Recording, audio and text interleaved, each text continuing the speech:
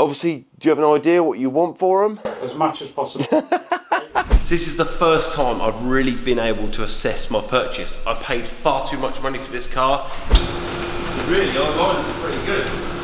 I'm gonna skip my breaks, I'm gonna make mistakes. I'm gonna skip my breaks, I'm gonna make mistakes. I'm gonna skip my breaks, I'm gonna make mistakes. Look at the beautiful stars, I wanna drive a faster car.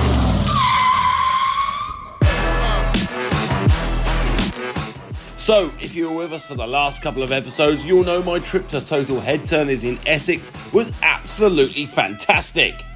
I picked up my bargain GT40 Mark III body and then discovered this body was from a John Tajero car. He's a big deal in the Cobra and GT40 world. But this body came from that car and he's very accurate. Alex was becoming my new best friend because he unearthed some rare as unicorn poo GT40 Mark III windows. I think these were bought in the 70s from Ford. Right, the original Mark new old III. stock. If I could get these purchased at a reasonable price, it would do two amazing things. One, it would change the direction of my build. Two, it had the potential to add tens of thousands of pounds to the value of my finished vehicle. Amazing. Can you tell I was a little bit nervous when I filmed this with Mark?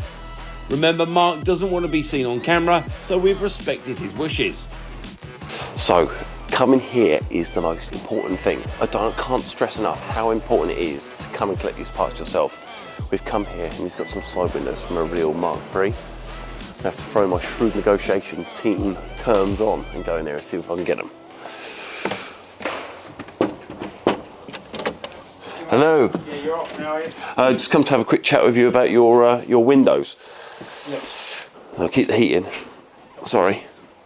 Thank you for letting us have a mooch around you.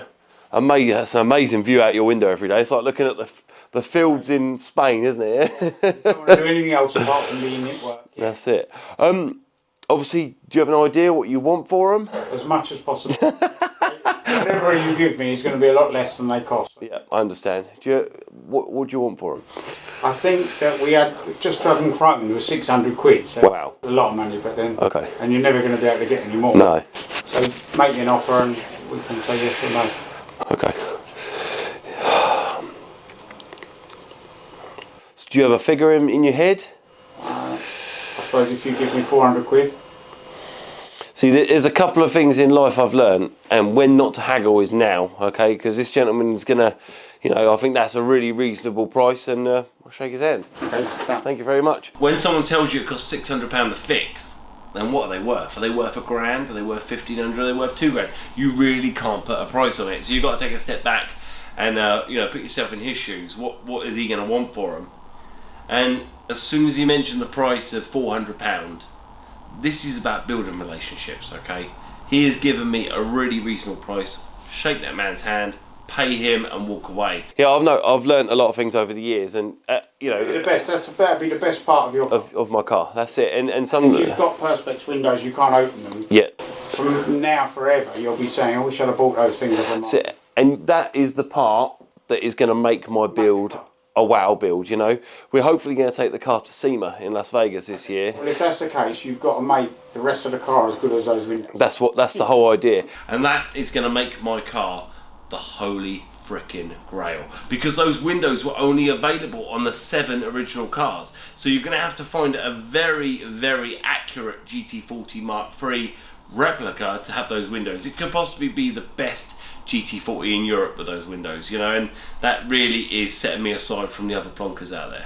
The one problem we do have is the car was built by, it was a KVA chassis, so like the monocoque chassis like itself that he's built, like the chassis and the framework was all to KVA standards, but obviously the front suspension is Granada, the rear suspension he made himself, and it's not very pretty. He did an amazing job, Ivan, he did a really, really good job, but it's not to today's standards or even to 60s race car standards. So what we're going to do is we're going to rip all the rear suspension completely out, replace it with sort of Mark 1, Mark 2 trailing arms and properly, and then the front suspension as well, we're going to make it all to twin wishbone sit up with adjustable coilovers. I couldn't show you some pictures of it quick, could I? Please, yeah. Is that all right? Thank you. Thanks for your time today, by the way. I do appreciate it. I'm glad that you're doing it.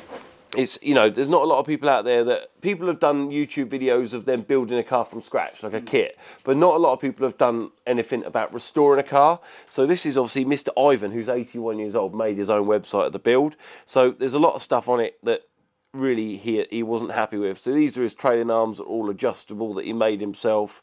It's got coilovers on the back, but realistically we want to replace all this with what would be right, if that makes sense. I mean, the chassis work is quite nicely done. It was obviously as the drawings for the KVA, but like the rear hubs he's made himself. Like, I mean, he drove this car to Le Mans, so it's a good driving car, but really we want to make it period correct now, you know. Like, it looks okay, but it's not pretty by any means, you know.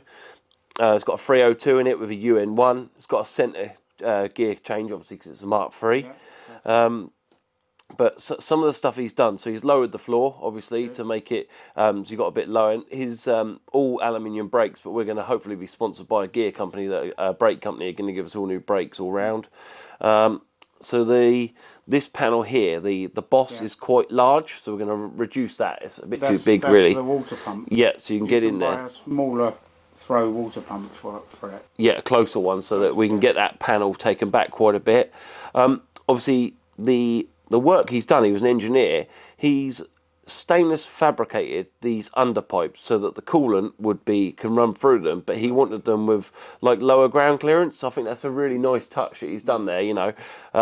The floor panel's been brought down, it's got air conditioning he's installed in it.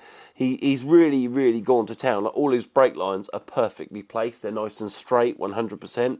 We're going to replace all the brakes and all that kind of stuff, but what he's done, like, you can see the attention to detail he's gone, even with the air conditioning system. He's done it really neatly, but there are still bits that we can improve on and make it better. Obviously, all his centre console he's made himself. He's TIG welded all of this aluminium. He's done an amazing job, you know. Even the tanks he made out of aluminium, TIG welded them all together himself. He's done a really brilliant job. Wrapped all the dashboard in vinyl, but we're probably going to flock the dash. It's got a Hillman Avenger steering column. We're going to bin all that, put a centre shaft in. Obviously, for the IVL, we'll need a collapsible boss, etc. But even the dash, it's got 2 screws and 2 vents you under that and 3 plugs, brilliant. and it comes out. It's been done really, really well. Obviously, for you to say these nice comments is lovely to hear that this gentleman has done something to such a nice standard, you know.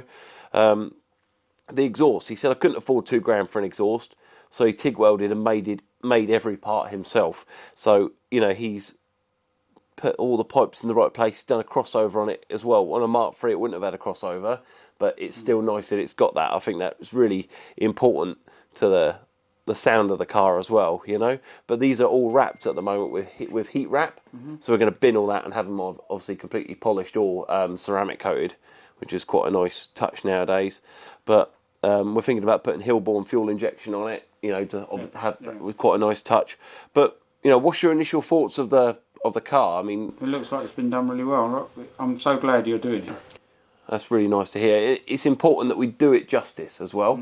You know, hopefully when the car's built, I'll pull it up here and you can tell me if we've ruined it or made something special, you know? Yeah, that'd be lovely.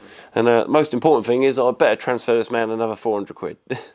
I cannot believe how helpful Mark was. His input and advice were fantastic. With those windows now, you've really pushed me into the route of going down the Mark III, because I was considering putting a Mark 1, Mark 2 rear clam on it. Keep it Mark III, make it really special. Yeah, and what's your suggestion in colour? From the kit car man himself, what colour would you go? They make a really lovely blue. Okay. It's called Guards Blue. Let's have a quick look. Guards Blue, yeah? Yeah. Spelled as in like police guard. GU. Guard Blue GT40. It comes straight up, look at that. He says, oh, I spelled Guards Glue. Guard Blue GT40. Okay. Which is that colour there? Yeah, no, that's too light. Okay. That one there? No, it's too dark. I'll tell you the colour it is. It's pretty similar to that cobra down there. but it's a little bit lighter. See, I love that colour. That's really good. Out of all my favourite, out of the Cobras I've got here, that dark blue in the corner is my favourite colour. I think that's a really nice, That's no deep, good for a dark Mark blue. III. It'd be no Have good. a look at the Cobra that's in the workshop just coming Yep. in. That's the right colour. Right, perfect.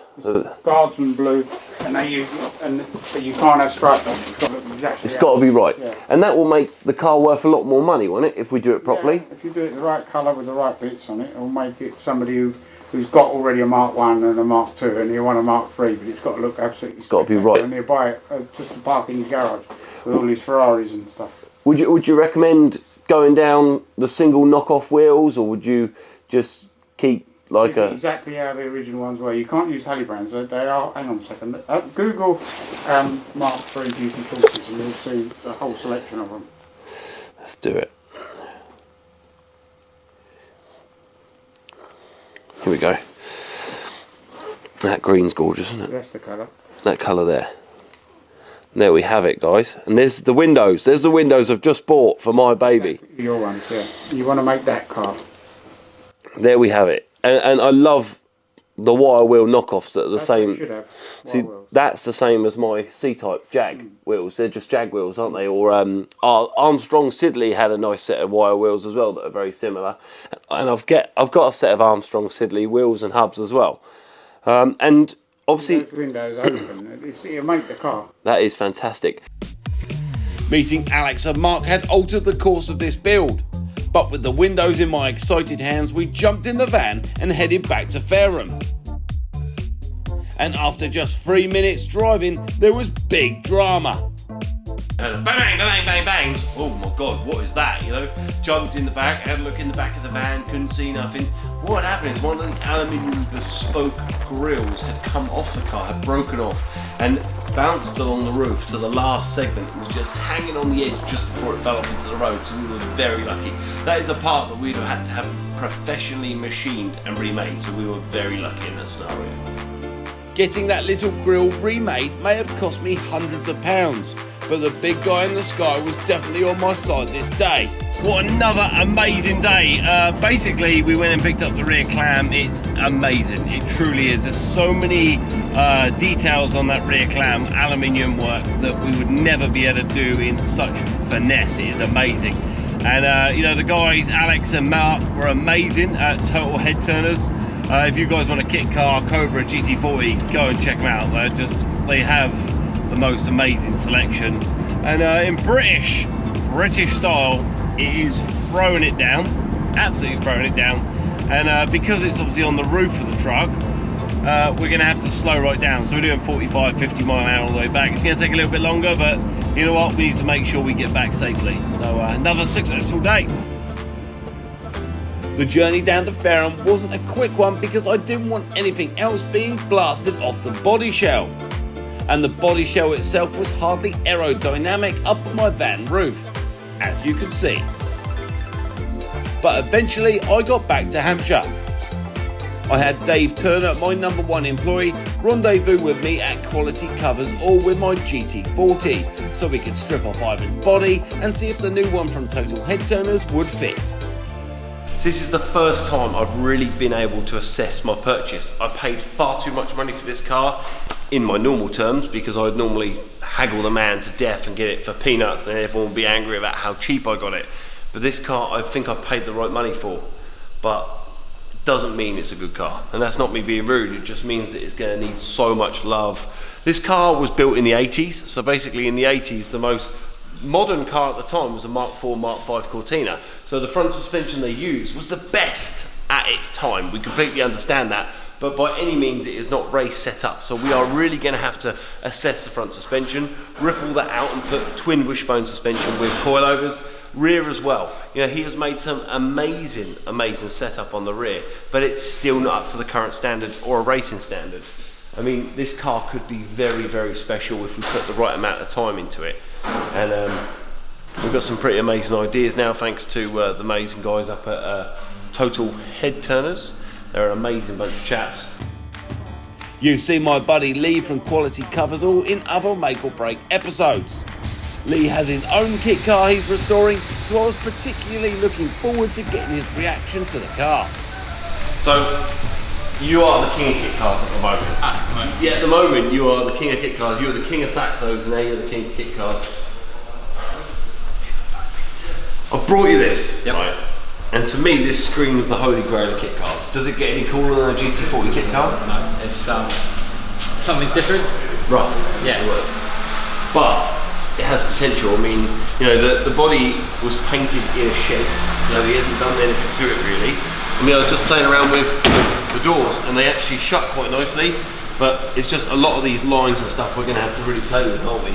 I think a lot of the majority like to take the windscreen out so we can get that line sort of brought up and get right. At the end of the day, you want the paintwork right, so you can take all the windows out and the rubbers, yeah, get a nice seal on it, and then see, look. I went and bought a rear clam today. That is a very famous rear clam because this rear glass is a Mark 1. So for the IVA, you needed a glass rear window. So he's filled in this big gap here, which kills us a little bit because it's ruined the body a bit. So what I'm going to do now is just take the body off and just reassess and see how well that clam fits. Because if it fits quite nicely on our lines, then that can just go out the way and then we know where we stand. You know what I mean? Yeah, it's fine. I'll probably pay you to repair this anyway, just for resale value because it's a bit rubbish. I mean, what's your initial thoughts of it? Like, obviously, even just the way the doors open are still quite nice, aren't they? They are. Considering it's fiberglass, it's a lot better than what you explained, and seeing it in person is a lot better. I mean, I think the only thing that lets it down, which is really playing on your mind, is the colour and the way it looks. I mean, the paint itself really gives you that horrible yuck look. We're going to have to take it right back, aren't we? We're going to have to go primer, probably with a decent fiberglass primer, and then block it. One of my main priorities is silly things like, see here where the lines don't match? We're going to have to bring all this out. We need to get all the lines perfect on this car because it's going to be special, you know. And it's probably one of the only GT40 Mark IIIs ever built to the standard we're going to build it. So we're going to go alley heads, alley intake manifold. I was going to show you in the engine bay. Like the gentleman that's built this has really gone above and beyond. Hold up there, clip on the back here. There you go. He's gone above and beyond, even with like twin clasps up here. Like, I know it sounds really silly, but the way he's done it is so nice, you know? The engine's a proper Ford 302. These are stainless steel, so we'll get them out and get them ceramic coated. The exhaust is in fantastic condition. It really, really is. We haven't had it running yet, but I think one of the main priorities is like, let's get this rear body off. Let's make sure that one fits. And then we can assess the situation. We can get the rear clam off, the front clam off, the doors off, and at least them bits can start to be prepped, can't they? Well, that's the thing. It's a kit car, so it will all come apart. So you can take your time and getting it all right, turn it upside down. Whereas a normal car, it's a bit difficult.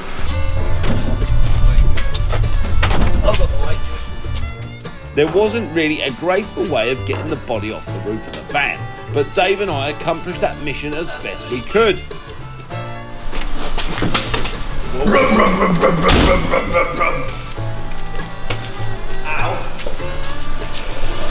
What are you doing, Sam? Keeping clean, mate.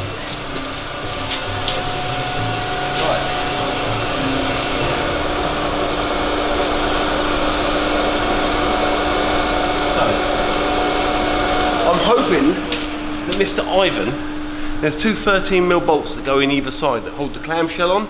I'm really hoping that they have captive nuts, which mean the nuts are fiberglassed in place, so I won't need to hold the other side. But we are hoping. And after I undid those bolts, I was itching to see how things lined up. Right, ready?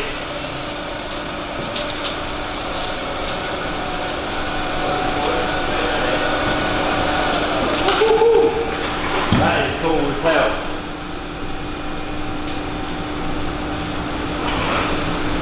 Right, look at this, Dave. I'll replace the rear heat shield. That's cool, isn't it? Right, should we see if we can put the rear clam on?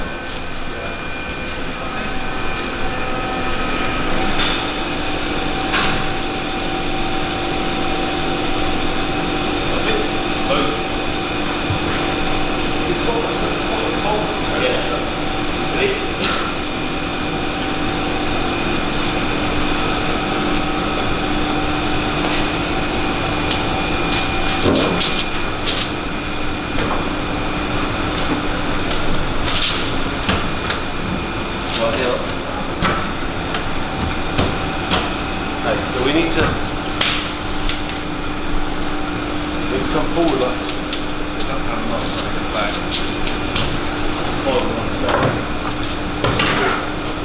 how's that going? Come your way. There, that there. Yeah.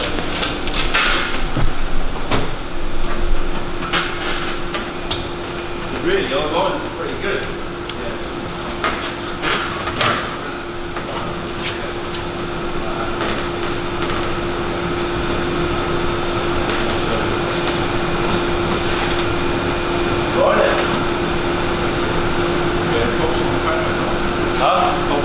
Yeah, but we got no bracket, need a couple of axles down through. I'm ripping that. See if that was Guys, just to let you know, the rear body clamshell was already broken. Us resting it on the exhaust there just pushed it over the edge. Don't worry, we'll get it fixed. Yeah, you see? Needs like an inch of that taken out. A few minutes also that place.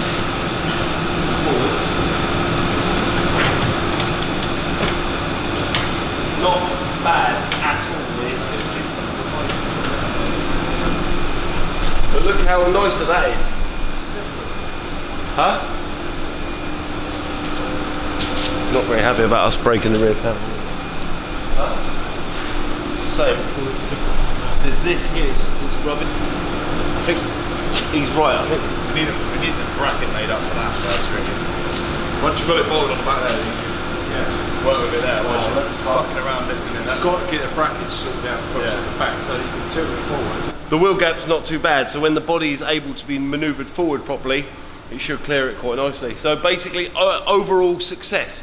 Our body lines match up on the top and on the bottom corners, and if anything, this clam lines up a lot nicer than the one that was already on there. Just needs a little bit of bracketry and a bit of love. Should be pretty good. I think that little test for the back end went well. It bodes well for all the front parts that we're going to steal to fit to our car. The front clam is unusable because it's been cut in half, but we will be able to use certain parts which are very unique to the Togero car. There's big drama coming up in the next episode for sure. Quick reminder, hit that subscribe button, the like button, and then the bell button, so you get alerts when we release new episodes, and follow us on social media too for extra stuff and more alerts about videos we're releasing, which at the moment is every Sunday and the odd Wednesday too. Bye for now.